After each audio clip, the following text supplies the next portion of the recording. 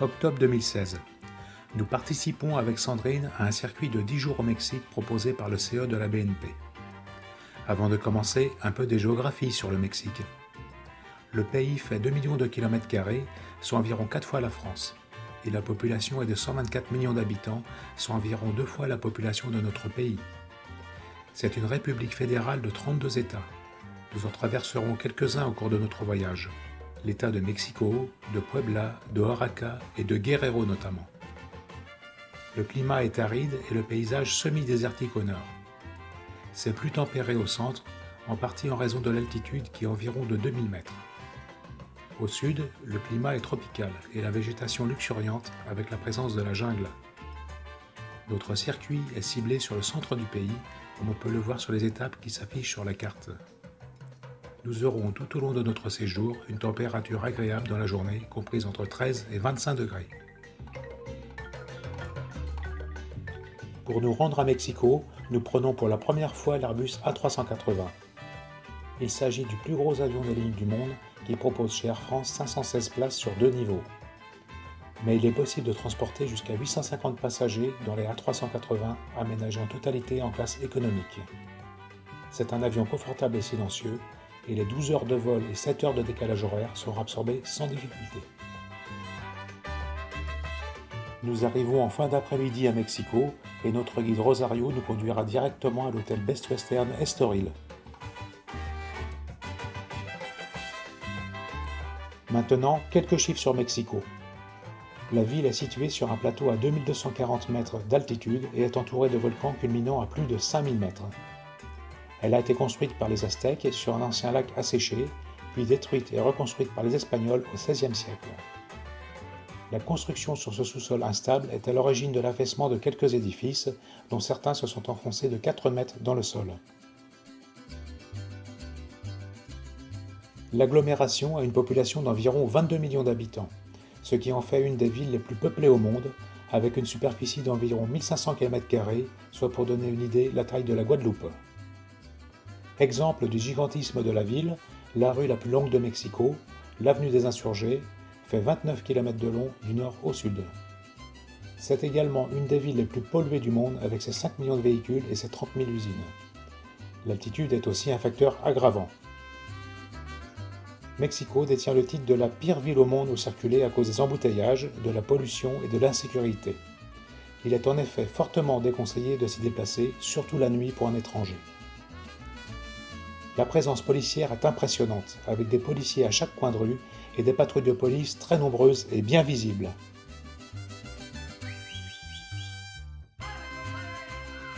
Nous commençons notre circuit par la visite du Musée national d'anthropologie. Considéré comme un des plus beaux musées du monde pour son architecture et ses collections, le musée parcourt 30 siècles d'histoire. Il comporte 23 salles sur 30 000 m², chaque salle étant consacrée à une grande civilisation. Rappelons pêle-mêle quelques grandes civilisations qui ont régné tour à tour sur le territoire mexicain. Au sud, les Mayas, les Olmèques, puis les Zapotèques et les Mixtèques. Plus au nord, les Nahua, puis les Aztèques ont dominé la région du Mexico actuel.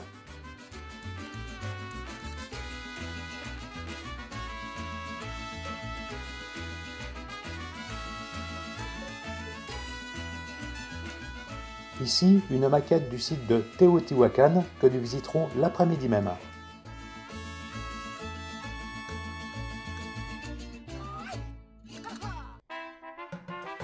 Et là, un terrain de jeu de balle. Il s'agissait d'un jeu très populaire chez les Indiens qui se pratiquait sur un terrain en forme de I, entre deux équipes qui devaient envoyer la balle dans le camp adverse en essayant de la faire passer dans les anneaux sur les côtés. La balle en caoutchouc représentait la course du soleil et ne devait pas toucher terre, sous peine de pénalité pour l'équipe maladroite. Elle pouvait peser jusqu'à 7 kg et les joueurs ne pouvaient se la renvoyer qu'avec les genoux et les hanches. Ils étaient bien sûr équipés de protection, mais quand même. Lors des parties jouées lors des grandes cérémonies, une des deux équipes était sacrifiée à la fin de la partie. On savait s'amuser chez les Indiens.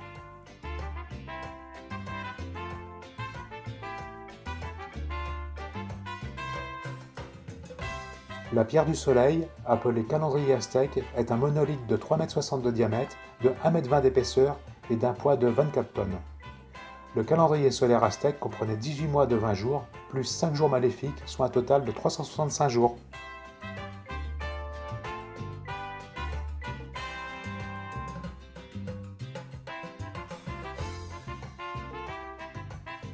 Voici la sculpture du dieu de la mort, dont je vous écris le nom pour ne pas avoir à le prononcer. Vous comprenez pourquoi?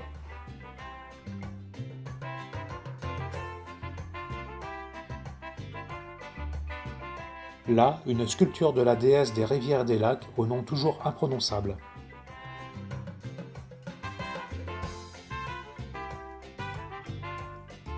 Et ici, une reconstitution du temple des serpents à plumes.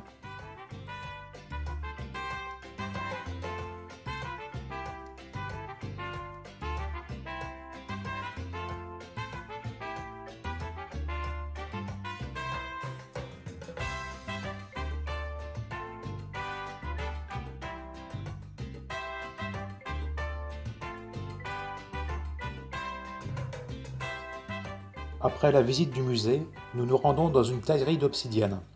L'obsidienne est une roche volcanique vitreuse très dure servant à fabriquer des armes, des outils, mais aussi des bijoux et des statues.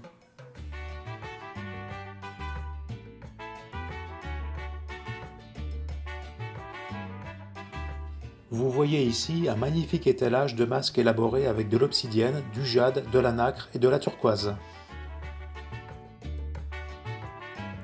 Ah voilà, un joli sombrero. Les cactus font partie de la famille des cactacées qui regroupe environ 2500 espèces, d'où le large éventail de tailles et de formes. Ces plantes peuvent stocker l'eau de pluie dans leurs tissus ou dans leurs racines et résister à des périodes de sécheresse de plusieurs années. Certains cactus peuvent ainsi stocker jusqu'à 1000 litres d'eau. La gave est une plante aux multiples usages qui sert par exemple à la fabrication du pulque. C'est une boisson faiblement alcoolisée dont le goût est assez particulier. La distillation de cette boisson, issue du cœur de l'agave bleue, permet d'obtenir du mezcal ou de la tequila. Le sirop d'agave peut être utilisé en remplacement du sucre en cuisine. Les pointes dures des feuilles sont utilisées comme aiguilles ou comme clous. Les feuilles de certaines espèces contiennent des fibres et servent à la fabrication de papier pour écrire. Le figuier de Barbarie est un cactus originaire du Mexique, importé par la suite sur leur pourtour méditerranéen. Sur cette photo, un poivrier. Après cette visite, nous irons déjeuner dans un restaurant où nous aurons droit à quelques danses folkloriques indiennes. Images.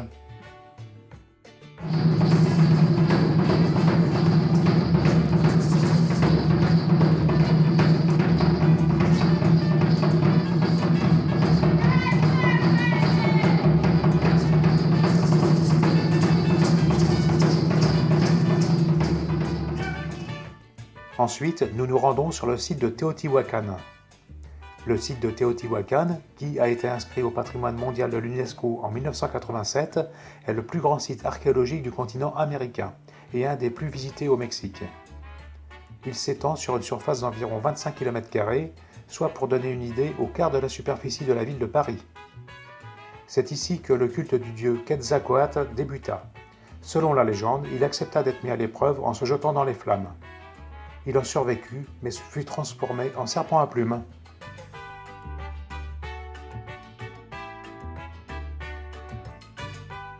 La visite commence par les vestiges du palais des Jaguars, dont les murs conservent quelques belles fresques polychromes. Le site de Teotihuacan, dont la construction débute vers 200 avant Jésus-Christ, a compté jusqu'à 200 000 habitants à son apogée, entre 150 et 450 après Jésus-Christ. Cette population était répartie en 4 groupes ethniques résidant dans autant de quartiers différents. Cette mégapole du monde précolombien était entre autres un énorme centre de cérémonie, mais aussi l'épicentre culturel, économique et politique de la Mésoamérique.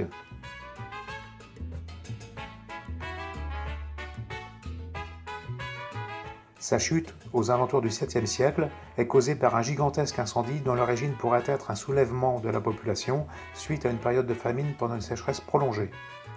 La pluie est en effet depuis longtemps un sujet de préoccupation dans cette partie du monde, car cela conditionne les récoltes et la quantité de nourriture qui en découle.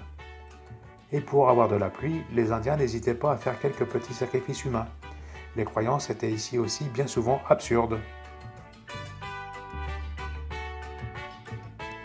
Le site est traversé par une artère centrale pavée de 4 km de long, l'allée des Morts.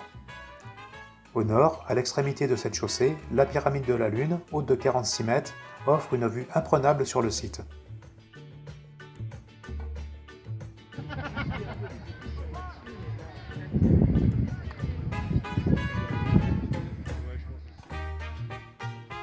Nous voyons à gauche la pyramide du Soleil qui culmine à 65 mètres et qui, avec ses 225 mètres de côté, en fait la deuxième plus grande pyramide du Nouveau Monde. Les édifices qui bordent l'allée des Morts sont des plateformes cérémoniales.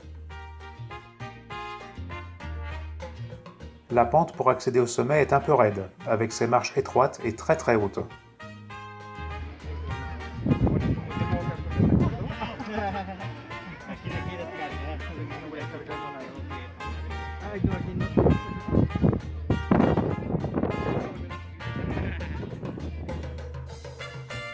Ici, nous apercevons la Lune dans le ciel, juste au-dessus de la pyramide du Soleil. Après la visite du site de Teotihuacan, nous rentrons à Mexico et nous pouvons observer du bus les faubourgs aux maisons dont les façades peintes sont très colorées. La visite suivante nous amène à la basilique de Notre-Dame de Guadalupe. L'ancienne basilique s'est enfoncée de 4 mètres dans le sol et est partiellement fermée en attendant des travaux de restauration.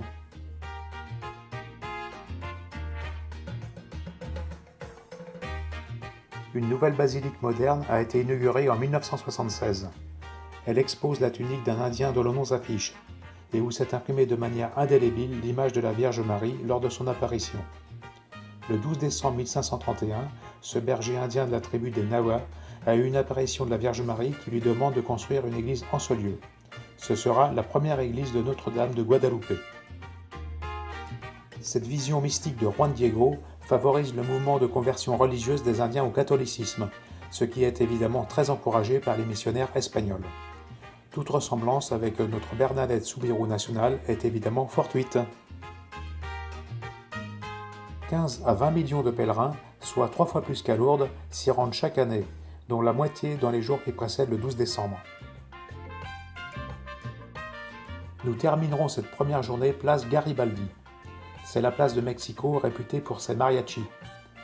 Les mariachis sont des groupes de musiciens habillés en rancheros qui s'y regroupent en attendant qu'on leur commande une chanson ou une sérénade.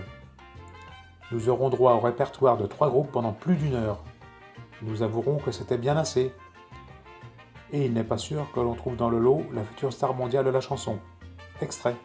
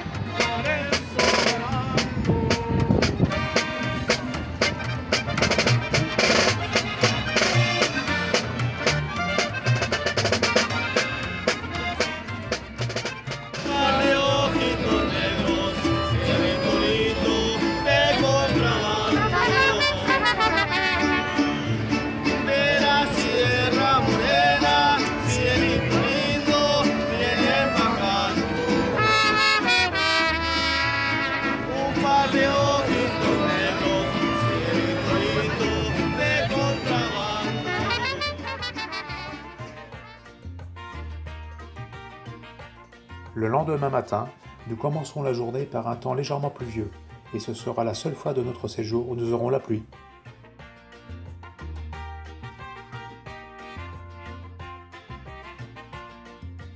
Nous passons devant le Palais des Beaux-Arts, magnifique édifice qui s'enfonce lui aussi dans le sol.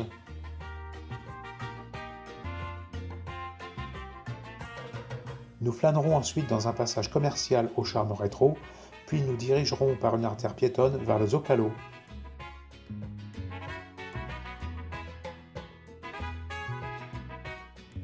Nous pouvons admirer en chemin quelques beaux immeubles d'époque, et même derrière nous, la tour Latinoamérica avec ses 183 mètres de haut.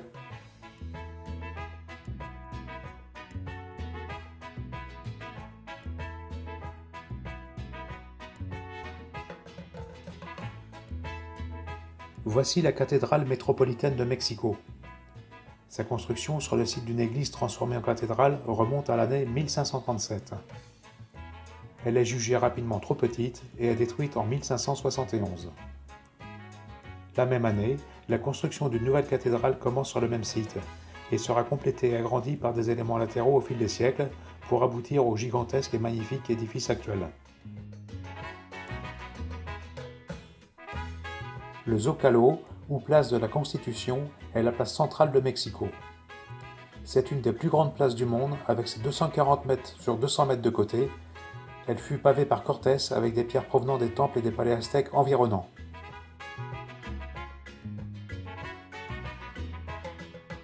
Devant vous, le Palais national. Avec une façade de 200 mètres de long donnant sur le Zócalo, il a été construit à partir de 1529 et abrite notamment le bureau du président du Mexique.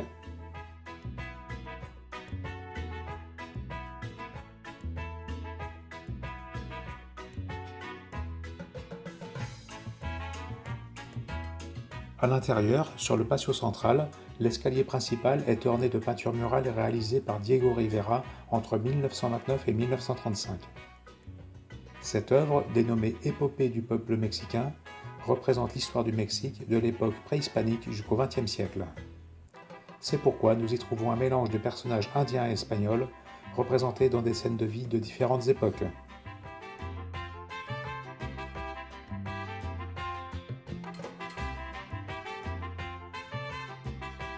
Une série de fresques sur les murs du couloir autour du patio complète l'ensemble et couvre une surface d'environ 450 mètres carrés.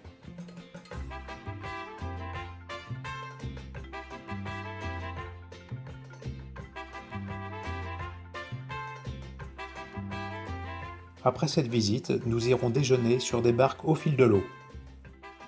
Inscrits au patrimoine culturel de l'humanité de l'UNESCO, les canaux de Xochimilco sont une zone très touristique avec ses jardins flottants et par ses 157 km de canaux parcourus par des centaines de barques appelées trajineras. Les Mexicains aiment louer ces barques le week-end pour une balade au fil de l'eau, accompagnés par des groupes de mariachi qui proposent leurs services.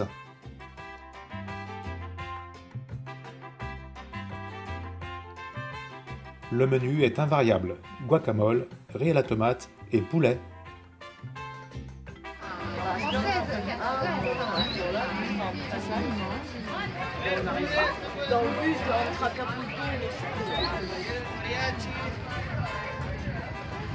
Faut pas penser à ça.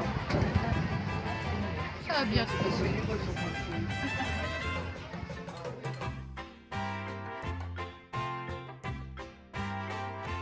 Les canaux font aussi office de marché flottant.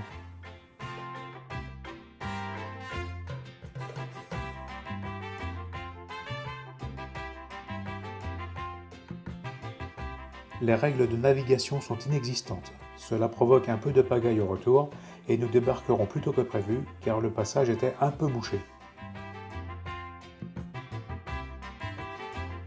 Après cette balade, nous prenons la route vers le sud en direction de la ville d'Oaxaca que nous atteindrons après 7h30 de bus et un passage de col à 3200 mètres.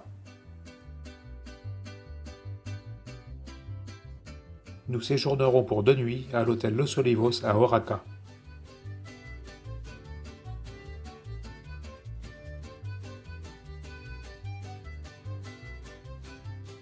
Le lendemain matin, nous commençons la journée par la visite matinale du site de Monte Albán. Ancienne capitale zapotèque, le site de Monte Albán est situé au sommet d'une montagne arasée à près de 2000 mètres d'altitude et offre une vue imprenable sur les vallées environnantes. Cette ancienne cité religieuse a été active d'environ 500 ans avant Jésus-Christ jusqu'à 900 ans après Jésus-Christ. L'arasement de la montagne et l'aménagement original du site sont des travaux qui ont probablement été exécutés par les Olmèques. Après son abandon au Xe siècle, cette cité a probablement été utilisée comme nécropole par les Mixtèques. Descendre sur la partie centrale de Monte Albán. Nous disons la partie centrale, est-ce que c'est vrai la partie centrale? Les pyramides disposées tout autour du terre-plein central étaient reliées par des souterrains, ce qui permettait aux grands prêtres d'apparaître de l'une à l'autre comme par enchantement, devant le peuple soumis et médusé par autant de pouvoir. Les escaliers menant au sommet des plateformes sont très pentus, avec des marches très hautes et étroites. Il vaut mieux rester prudent et bien concentré à la descente. Les danzantes sont des pierres gravées représentant des personnages et des scènes, et dont la signification n'est pas encore élucidée.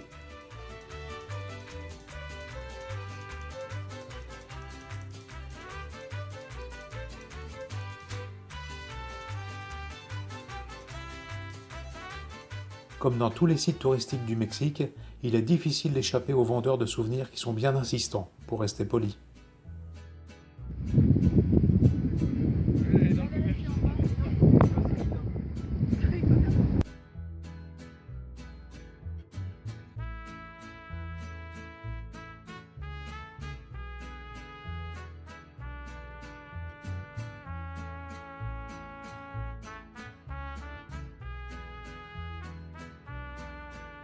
Un petit musée est situé à l'entrée et permet de voir une multitude d'objets différents exhumés sur le site.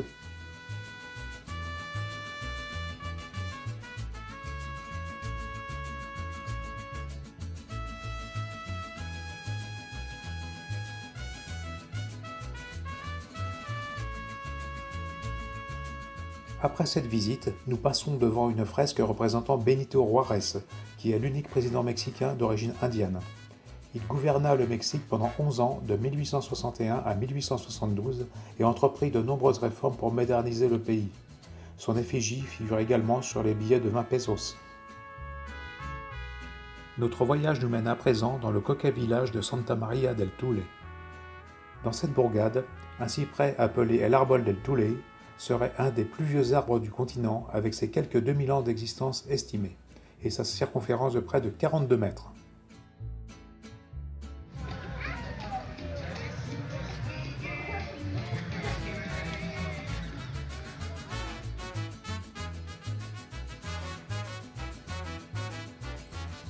Le second lundi d'octobre, ça tombe bien, on y était, le village d'El Tule fête son arbre millénaire. On y réalise des danses au rythme de l'orchestre, on fait des offrandes diverses et parfois originales, et bien sûr, une messe est célébrée pour l'occasion.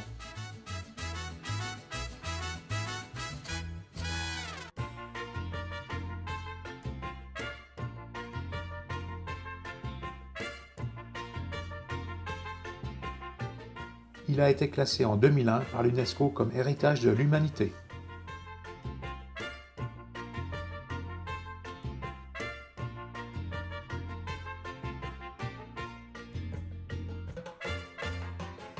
Ici, sur un petit marché, une vendeuse de tortillas, qui est une sorte de galette de maïs.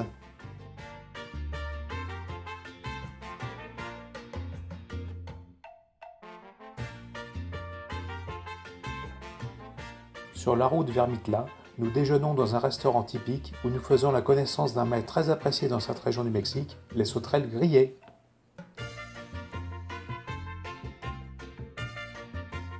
Au menu également, le taco, qui est aussi une galette de maïs mais garnie. Après ce délicieux repas, nous nous dirigeons vers le site de Mitla, où nous pouvons observer dans les jardins toutes sortes de formes de cactus.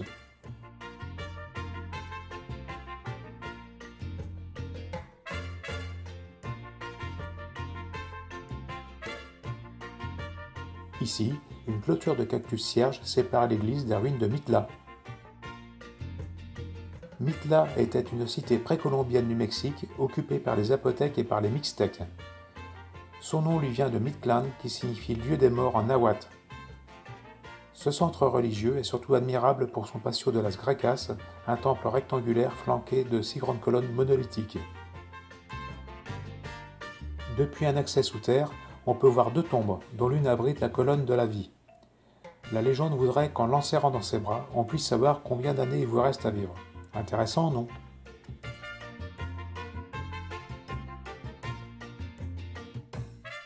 Nous nous arrêtons en route pour visiter une distillerie artisanale de mezcal.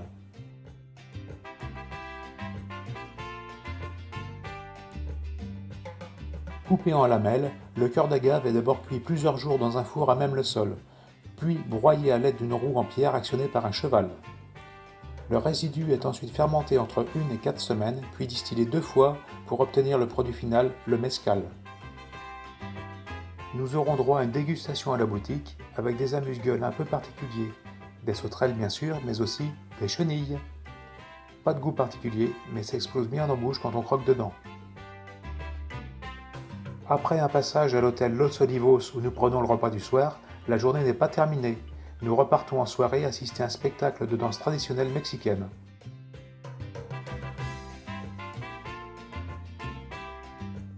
Extrait.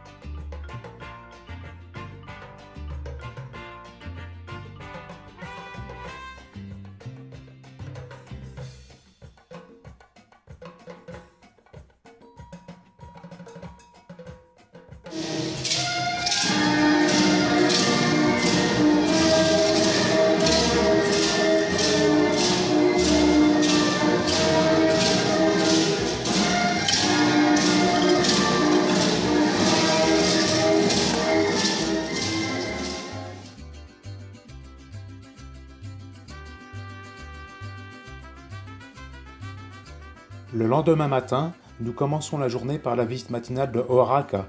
Oaxaca de Juárez est une ville de 260 000 habitants, capitale de l'état du même nom, et doit une partie de son nom au président Benito Juárez né dans la région.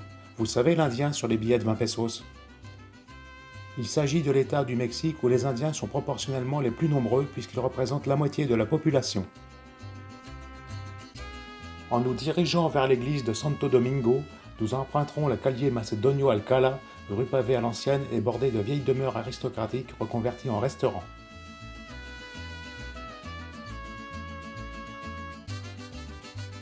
En avançant à l'intérieur, nous trouvons de magnifiques patios insoupçonnables de la rue.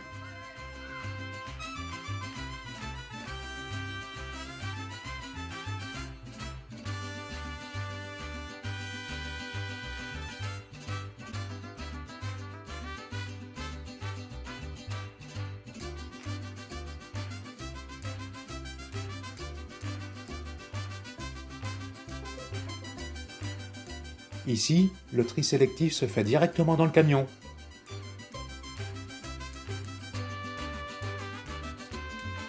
Nous visiterons ensuite l'église de Santo Domingo, qui est considérée comme une des plus belles églises baroques du Mexique et dont la construction commence en 1626.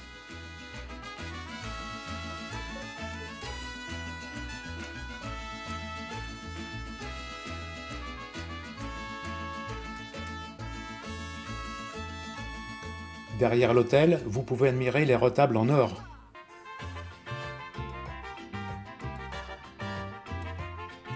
Sous la coupole centrale, vous voyez la représentation de missionnaires dominicains martyrs de la Nouvelle-Espagne, entourés de chérubins.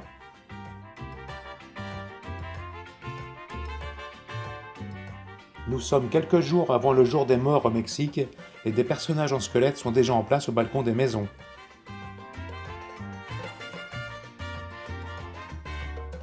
Le Zocalo est la place principale de Oaxaca et abrite un petit marché d'artisanat indien. Nous visiterons ensuite une fabrique de chocolat, avec une dégustation obligatoire à la sortie. Le chocolat est de qualité très moyenne et fait penser au chocolat pâtissé de chez nous. Et voici notre guide Rosario, devant un grand sac de sauterelles pour l'apéro.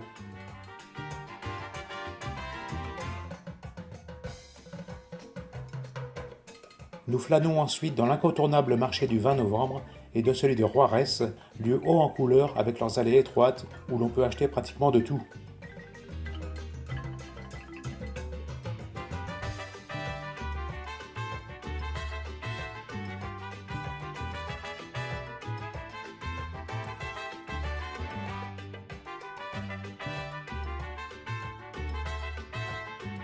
Après le repas pris dans un restaurant coloré, nous prenons la direction de Puebla au nord en remontant la route panaméricaine pour un trajet d'environ 5 heures.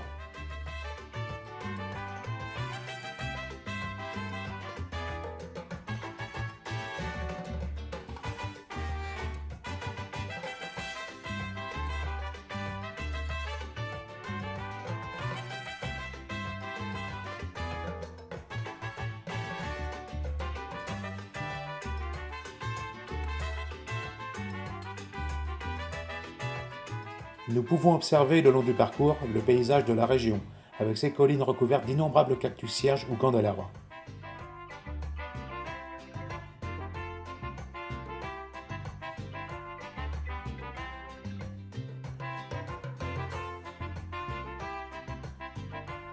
Nous rencontrons également des camions aux dimensions XXL.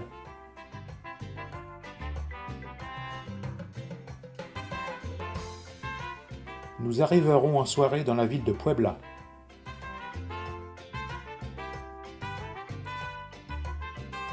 Avec ses 2 millions d'habitants, Puebla est la 4e ville du Mexique. Située à 110 km au sud-est de Mexico, elle se trouve à 2160 mètres d'altitude. C'est une ville qui a énormément conservé l'empreinte espagnole. Le centre de la ville, inscrit au patrimoine mondial de l'UNESCO, est constitué de maisons de l'époque coloniale, dont certaines façades sont ornées de faïences multicolores peintes à la main. On y dénombre pas moins de 70 églises et environ 1000 autres édifices coloniaux.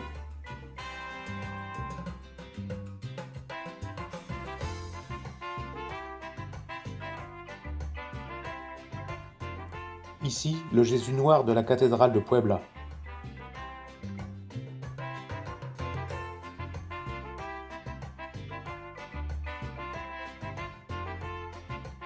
La talavera est une spécialité de Puebla. C'est une céramique peinte très colorée typiquement mexicaine. Des dizaines de boutiques vendent ces produits en faïence dans les rues commerçantes de la ville.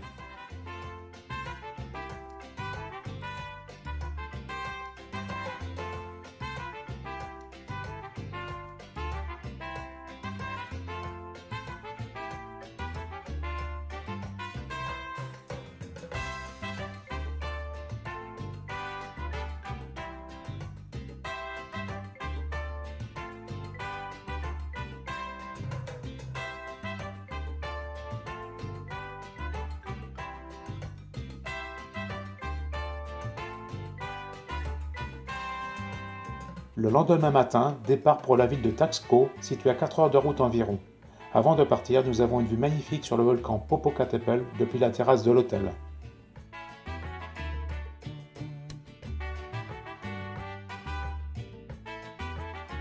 Mais en fait, nous passons tout près du Popo durant notre trajet, ce qui sera l'occasion de prendre quelques photos. Le Popocatépetl est un volcan situé à 70 km au sud-est de Mexico. Avec ses 5426 mètres d'altitude, il est la 2e plus haute montagne du pays après le pic d'Orizaba, un autre volcan. Il ne paraît pas si haut que ça, mais n'oublions pas que nous sommes déjà à plus de 2000 mètres d'altitude. Il est en activité depuis le 9 janvier 2005. Au fond, nous pouvons apercevoir le volcan Iztaccíhuatl, qui est la 3e montagne la plus haute du Mexique, avec une altitude de 5230 mètres. Ici, un superbe camion stationné près du Caire lors d'une pause.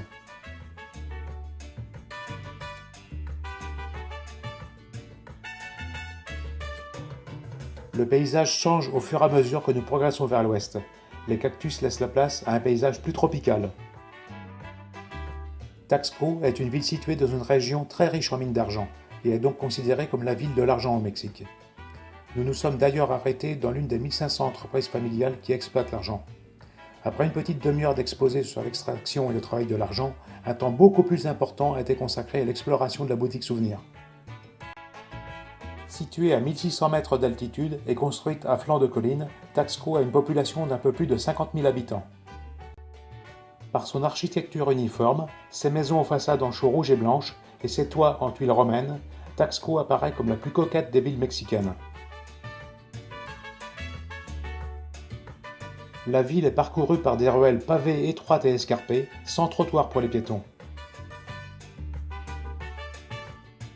Nous prenons le repas du midi à 16 h, dans un restaurant qui offre une vue magnifique sur la ville depuis la terrasse de l'établissement.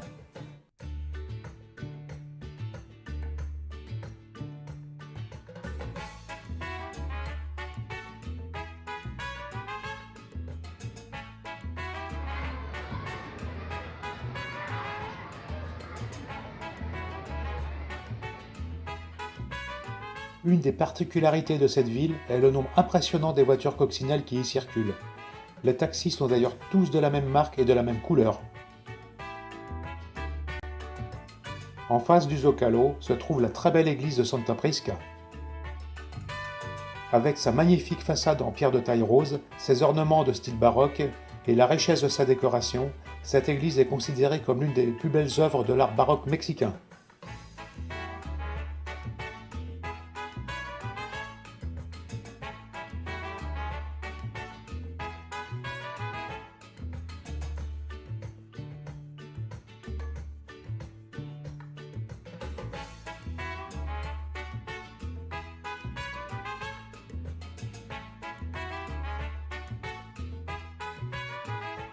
Nous aurons droit ensuite à un petit tour en taxi coccinelle pour nous rendre au pied d'un téléphérique qui nous conduira au sommet d'une falaise rocheuse d'où nous aurons une vue panoramique imprenable sur la ville.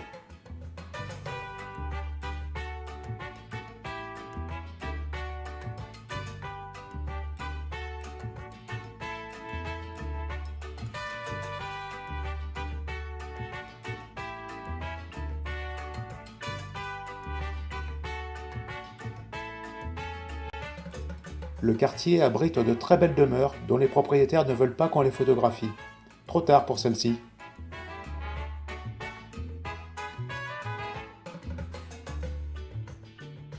Et ici, un hôtel luxueux, mais ce n'est pas là que nous dormirons cette nuit.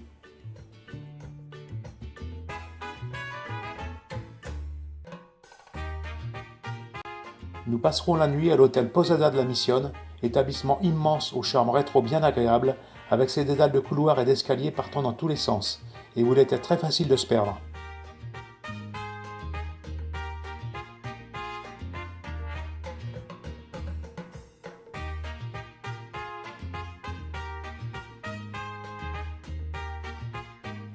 Là-bas, sur la colline, le petit Corcovado de Taxco.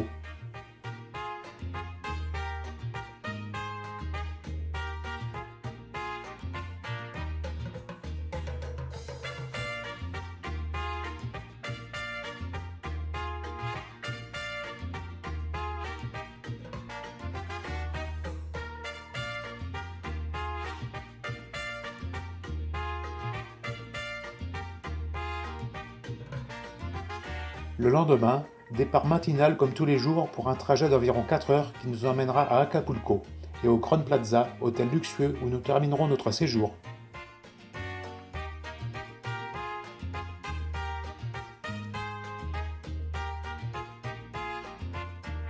Acapulco est une ville de près d'1 million d'habitants, située à 400 km au sud-ouest de Mexico, au bord de l'océan Pacifique. Sa beauté rivalise avec d'autres destinations de réputation internationale comme Rio de Janeiro ou Hong Kong.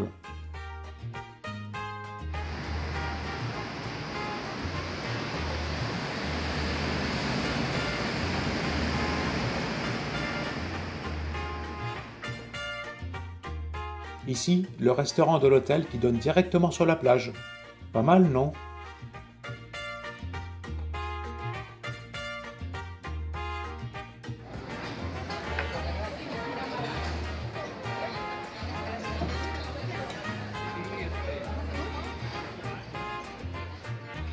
Cependant, la magnifique baie d'Acapulco est entourée de montagnes qui encerclent la baie et qui empêchent la circulation d'air.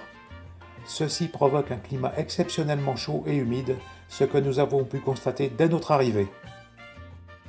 Par ailleurs, en 2013, Acapulco fut classée seconde ville la plus dangereuse du monde, juste derrière San Pedro Sula au Honduras. Ce classement tient compte du nombre de meurtres par an pour 100 000 habitants, et il y en a eu 143 cette année-là.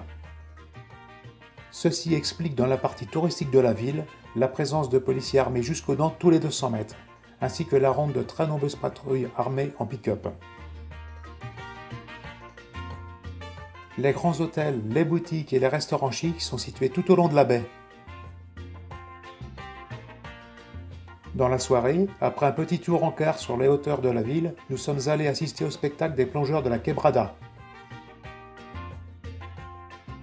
La falaise, appelée la Quebrada, est une des attractions principales d'Acapulco depuis plus de 80 ans, depuis 1934 exactement. Après avoir escaladé la paroi à main nue, Les plongeurs se jettent de la falaise pour plonger dans les vagues qui viennent se briser quelques 42 mètres plus bas, pour le plongeur qui s'élance d'en haut. Ils arrivent dans une cuvette de moins de 4 mètres de profondeur.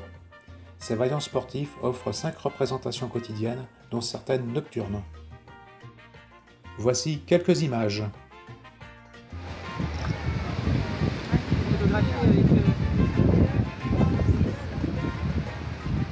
Elle peut peut-être s'enlever, ça serait gentil.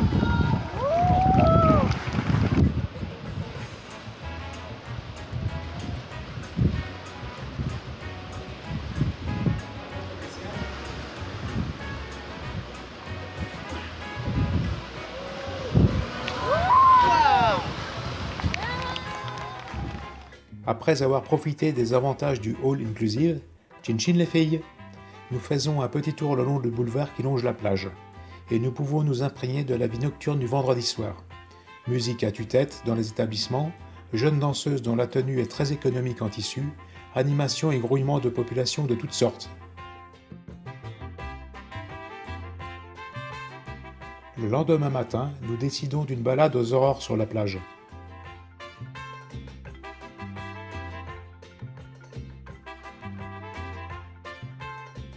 Nous assistons au lever du soleil sur la baie d'Acapulco, puis nous sommes témoins de l'éclosion d'œufs de tortue. Nous en remettrons quelques-unes à l'eau, geste qui leur a peut-être sauvé la vie, pour aujourd'hui en tout cas.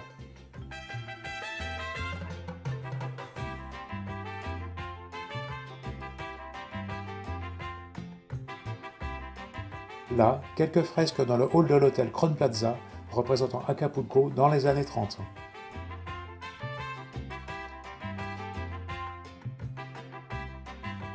Dans la matinée, je profite de l'occasion unique de faire un tour en parachute ascensionnel dans une des plus belles baies du monde, et ainsi de pouvoir admirer la baie à 50 mètres au-dessus de l'eau.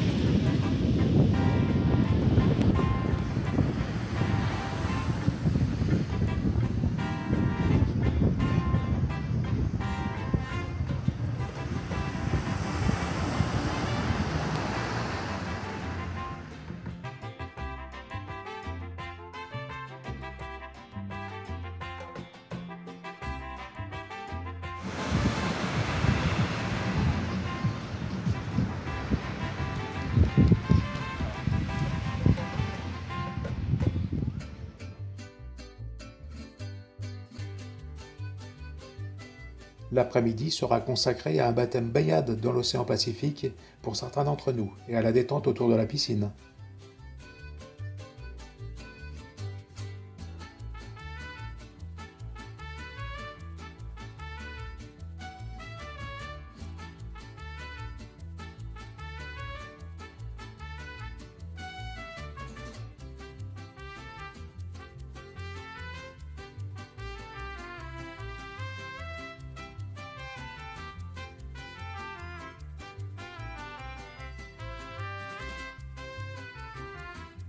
Le lendemain matin, il est l'heure de faire une dernière fois ses valises pour prendre le chemin du retour. Il nous faudra 7h30 pour rejoindre l'aéroport de Mexico, l'occasion de prendre quelques photos supplémentaires.